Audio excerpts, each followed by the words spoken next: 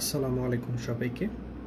আজকের এই ভিডিওতে আমরা আরেকটি LR0 পার্সিং দেখব। গত ভিডিওতে আমরা একটি LR0 পার্সিং সলভ করেছি। আমরা এই ভিডিওতেও অন্য একটি এক্সাম্পল দেখব এবং আমরা সেম প্রসিডিউরই ফলো করব যে কিভাবে আমাকে কিছু গ্রামার দিলে আমি খুব সহজে LR0 পার্সিংটা সলভ করতে পারি। বেসিক্যালি LR0 পার্সিং দুইটা জিনিস নিয়ে আপনাকে হয়তো পরীক্ষায় কোশ্চেন করতে পারে। আসলে দুইটা পার্টে হয়। একটা হচ্ছে আপনাকে বলবে এলআর আইটেম কনস্ট্রাকশন, যেটা হচ্ছে বেসিক্যালি একটা আমরা বলতে পারি একটা গ্রাফ বা ম্যাপিং ফিগার, এবং ফাইনাল হচ্ছে আপনাকে বলতে পারে লাস্ট পোর্শনটাতে যে একটি LR0 কনস্ট্রাকশন টেবিল তৈরি করে দেখাতে। সো আমরা এই ভিডিওতে বেসিক্যালি দুইটা জিনিসই একসাথে দেখব। সো শুরু করা যাক। সো প্রথমেই আমি দেখতে পাচ্ছি আমাকে একটি গ্রামার দেওয়া আছে।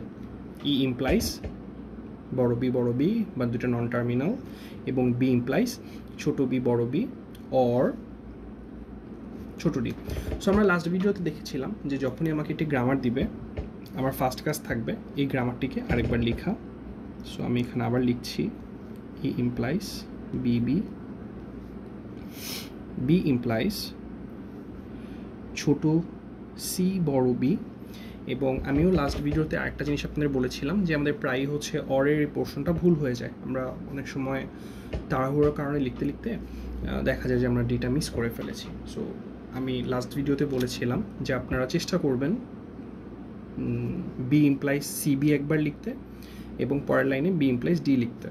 আসলে একই জিনিস মিন করে, বাট আসলে কি একসাথে লিখলে অনেক সময় দেখা যায় আমরা তাড়াহুড়োর মধ্যে জিনিসটা মিস করে ফেলি। সো ওই ভুল এড়ানোর জন্যই আমি বেসিক্যালি আপনাদের বলেছিলাম যে আপনারা চেষ্টা করবেন আলাদা আলাদা লিখতে। সো আমি এখানে আলাদা করে লিখেই করছি।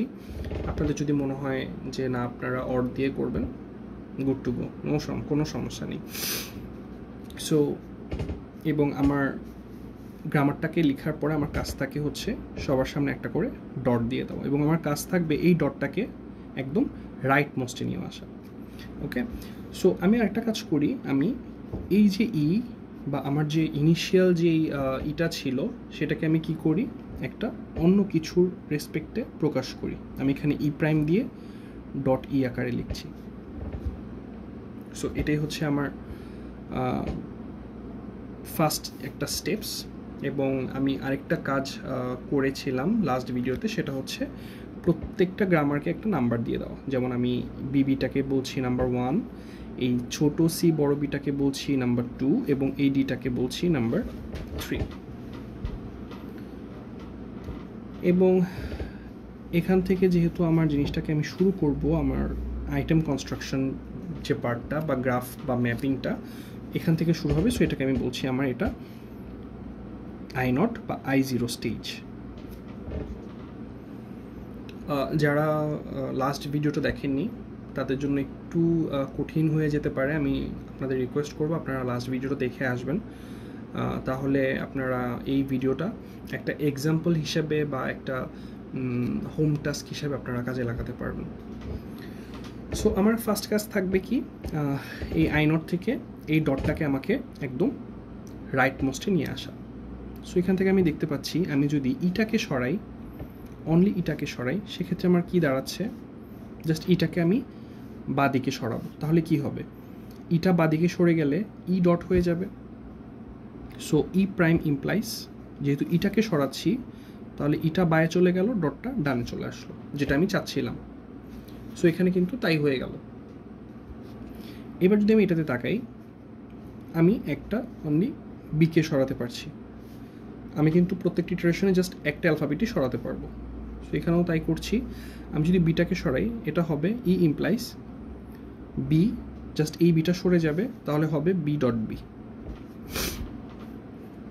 এবং আমি আরেকটা জিনিস দেখেছিলাম যে যখনই ডটের পরে আমার কোনো কিছু বসবে, আমাকে চেক করতে হবে এটার কোনো রুলস আছে কিনা। সো আমি দেখতে পাচ্ছি বি এর কিন্তু রুলস আছে, আমি একবার লিখেছি ওইখানে। সো এগুলো আমাকে উল্লেখ করে দিতে হবে। আমি লিখতে পারি এখানে তাহলে বি ইমপ্লাইজ ডট ছোট সি বড় B, B implies dot D. আমি এবার এটা নিয়ে কাজ করব। এখানে আমি ছোট সিটাকে সরাবো, সো এখান থেকে আমি লিখতে পারি, আমি যদি ছোট সিটাকে সরাই, এটা দাঁড়াবে বি ইমপ্লাইজ ছোট সি ডট, যেহেতু সিটের দিকে চলে যাচ্ছে তাহলে ডটটা মাঝে চলে আসবে, সি ডট বড় বি। এবং যেহেতু এখানে বড় বি এলো ডট বি, এবং আমি জানি বি এর রুল আছে গ্রামারের ভিতর, সো আমাকে এই দুইটা গ্রামার অবশ্যই উল্লেখ করতে হবে। সো বি ইমপ্লাইজ ডট ছোট সি বড় বি এবং বি ইমপ্লাইজ ডট ছোট ডি বা টার্মিনাল। ওকে, এটা হয়ে গেল, এটা হয়ে গেল, এটাও হয়ে গেল, জাস্ট বাকি আছে এটা। সো এখান থেকে আমি দেখতে পাচ্ছি আমি যদি ডিটাকে সরাই তাহলে এটা কি দাঁড়াবে, এটা দাঁড়াবে বি ইমপ্লাইজ ডি ডট।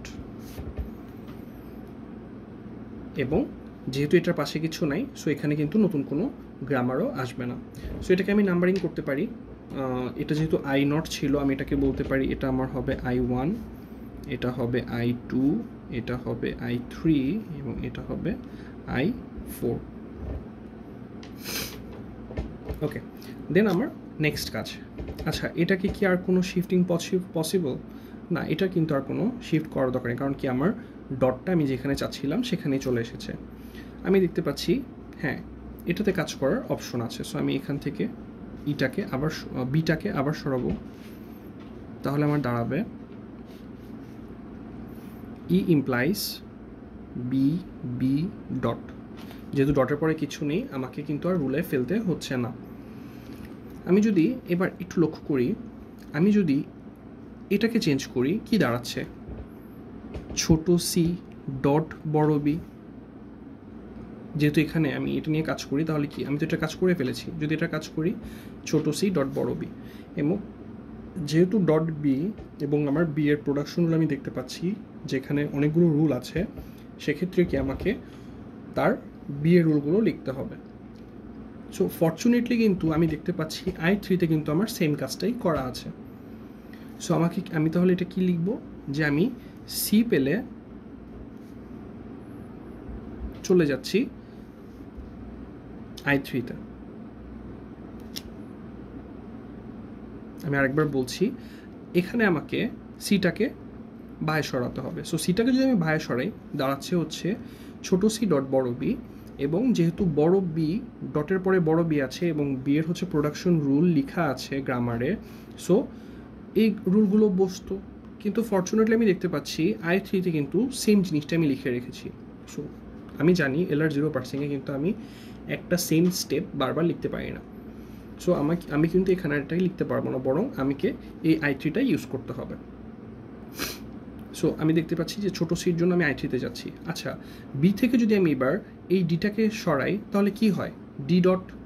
এবং আমি দেখতে পাচ্ছি I4-এ কিন্তু আমি এই কাজটাই করে রেখেছি। সো আমি বলতে পারি এখান থেকে আমি যদি ডি পাই তাহলে আমি I4-এ যাচ্ছি। সো এটার কাজ শেষ হয়ে গেল।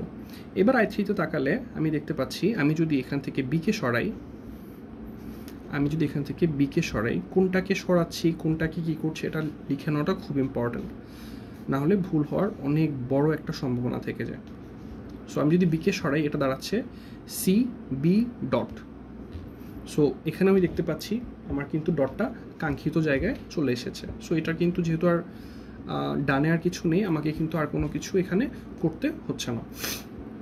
এবং আমি দেখতে পাচ্ছি এখানে কি হয়, আমি যদি সিটাকে সরাই তাহলে আমার দাঁড়াবে হচ্ছে সি ডট বড় বি, এবং যেহেতু ডট বি এটার একটি গ্রামার আছে, দেখতে পাচ্ছি প্রোডাকশন রুলে গ্রামার আছে।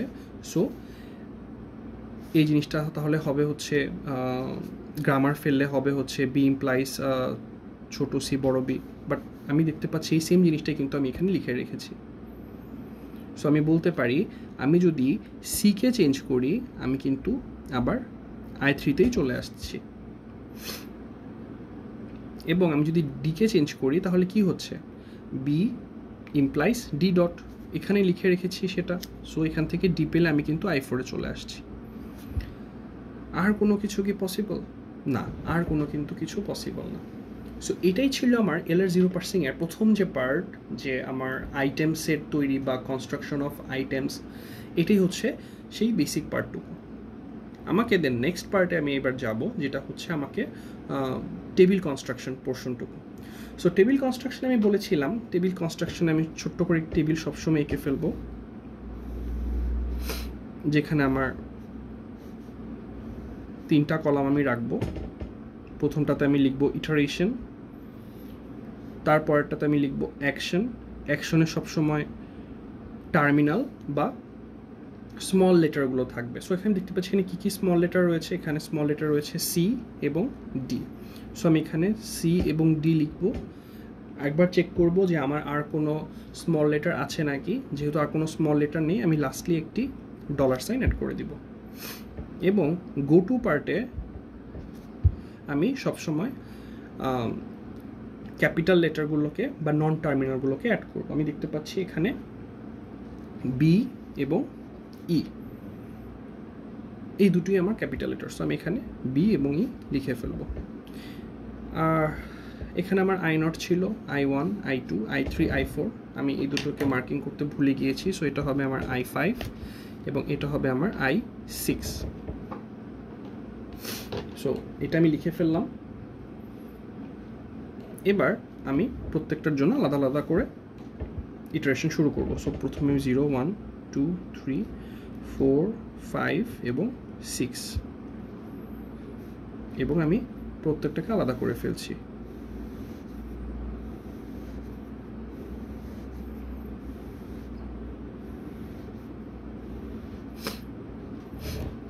সো আমি গ্রাফ থেকে স্পষ্ট দেখতে পাচ্ছি আমার যখন ইটারেশন 0 থেকে আমি যখন ই পাই, আমি তখন কোথায় যাচ্ছি? 1-এ যাচ্ছি। সো আমি কি জানি, গো টুতে কিন্তু আমি কখনো এস বা আর ইউজ করি না, এখানে আমি ডিরেক্টলি নাম্বার অ্যাসাইন করে দিই। সো আমি যখন I0 থেকে ই পাচ্ছি, আমি কোথায় চলে যাচ্ছি? 1-এ চলে যাচ্ছি। আমি যখন I0 থেকে বি পাচ্ছি, আমি কোথায় চলে যাচ্ছি? I2-তে চলে যাচ্ছি। সো এখানে লিখে দিব 2। আমি যখন I0 থেকে সি পাচ্ছি, আমি কোথায় যাচ্ছি? I3। বাট আমি কি জানি, আমি অ্যাকশনে কি 3 লিখতে পারি না। সো আমাকে লিখতে হবে S3, এবং ডিপিলে কোথায় যাচ্ছি? 4। সো এখানে হবে S4। সো আমার ইটারেশন 0 শেষ। ইটারেশন 1 আমি দেখতে পাচ্ছি এটা কিন্তু একটি ই, এবং ই দিয়ে কিন্তু আমার গ্রামারটা শুরু হয়েছিল। সো এটাকে আমি বলতে পারি অ্যাকসেপ্টেড। ইটারেশন 2-তে যাব। ইটারেশন 2, ইটারেশন 2 থেকে আমি যদি বিতে বি পাই, তাহলে আমি কোথায় যাচ্ছি? ইটারেশন 2 থেকে বি পেলে আমি যাচ্ছি 5-এ। সো ইটারেশন 2 থেকে আমি যদি বি পাই, আমি কোথায় যাচ্ছি? 5-এ যাচ্ছি। ইটারেশন 2 থেকে আমি যদি সি পাই, আমি কোথায় যাচ্ছি? 3-তে যাচ্ছি সি পেলে। সো এখানে হবে S3।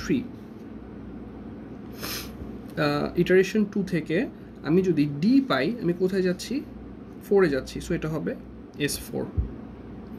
এবার ইটারেশন 3, ইটারেশন 3 থেকে আমি যদি বি পাই, আমি কোথায় যাচ্ছি? I6। ইটারেশন 3 থেকে আমি যদি সি পাই, আমি একটা সেলফ লুপ দেখতে পাচ্ছি, যেটাকে আমি লিখবো হচ্ছে S3। এবং ইটারেশন 3 থেকে আমি যদি ডি পাই, আমি কোথায় যাচ্ছি? ইটারেশন 4-এ যাচ্ছি। সো এখানে হবে S4। এবার দেখতে পাচ্ছি ইটারেশন 4-এ চলে আসলাম। ইটারেশন 4, এখান থেকে কিন্তু কোথাও যাওয়া যাচ্ছে না, এবং এটা কি? এটি রিডাকশন রুলের মধ্যে পড়ে যাচ্ছে। B implies D, B implies D. So আমি লিখবো এখানে R4, R4, R4। সরি, এটা তো 3 নাম্বার। সরি দুঃখিত, এটা হবে R3, R3, R3। কেন R3 হলো? কারণ এটা কিন্তু আমার একটা 3 নাম্বার প্রোডাকশন রুল দিয়ে আমি ডিফাইন করে রেখেছিলাম, এর জন্য এখানে R3 হলো। ওকে, ইটারেশন নাম্বার 5-এ আমি দেখতে পাচ্ছি ই ইমপ্লাইজ বিবি ডট, এবং এখান থেকে কিন্তু কোথাও যাওয়া হচ্ছে না বা যাওয়া যাচ্ছে না। সেক্ষেত্রে আমি কি করব? এটা কি কোনো গ্রামারে, যেহেতু রিডিউস হয়ে গিয়েছে এবং আমি দেখতে পাচ্ছি এখানে একটি গ্রামার আছে, এবং এটাকে আমি 1 নাম্বার লিখে ফেলেছি। সো এটা হবে R1, R1 এবং R1, এবং সবার লাস্টে I6 কোথাও যাচ্ছে না, এবং এটি একটি সিবি এই রুলে পড়ে যাচ্ছে, যেটাকে আমি 2 লিখে রেখেছি। সো এটাকে আমি লিখব R2, R2, R2। সো পরীক্ষায় এভাবেই আমাকে এলআর 0%-এর জন্য সর্বপ্রথম গ্রাফ বা আইটেম সেট কনস্ট্রাক্ট করতে হবে, এবং লাস্টলি আপনাকে টেবিল কনস্ট্রাকশন করে পুরো প্রসেসটা এন্ড করতে হবে। আজকের মতো এটুকুই। ধন্যবাদ সবাইকে।